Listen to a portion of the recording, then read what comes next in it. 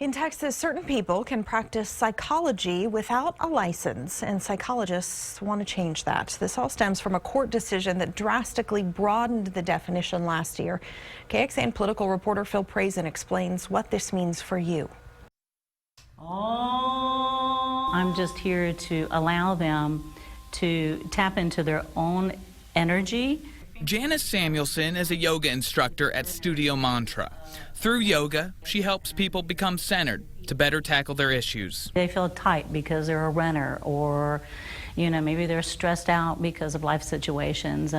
Maybe they have problems with substance abuse. In the eyes of the state, she's practicing psychology. Unless we have a constitutional definition for the practice psychology, we can't regulate the profession. Dr. Carol Grothuse is a psychologist in Dripping Springs and the president of the Texas Psychological Association. She supports a bill by Austin Senator Kirk Watson defining psychology so the state can issue licenses. To protect the public from inappropriately trained and scrupulous individuals, from pretending to be psychologists or inappropriately trained psychologists providing services to a very vulnerable population.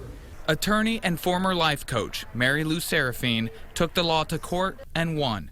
She says psychology, or talk therapy, is speech protected by the First Amendment. The state has no business regulating speech, period. She says a solution should be issuing certificates, but not requiring licenses. It reinforces the monopoly so that only a handful of people throughout the entire state, fewer than 5,000, are able to provide psychological services. She says lots of people can help with problems. The state could soon say otherwise.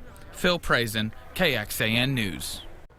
This issue was brought up when Mary Lou Serafine ran against the author of the bill, Senator Kirk Watson, in 2010. Her campaign said she was a psychologist. The Texas Attorney General told her she could not call herself a psychologist without a license, so she went to court and won in the Fifth Circuit Court of Appeals. Other regulatory bodies like the Texas Department of Licensing and Regulation have faced similar obstacles that have resulted in new laws and legal challenges. In 2014, a KXAN investigation looked into a 1978 law that prevented hairstylists from working outside of a salon, specifically on location for events like weddings. Our investigation revealed the TDLR launched nearly a dozen investigations into hairstylists over a 2-year period for that violation. The law was removed from the books in 2015.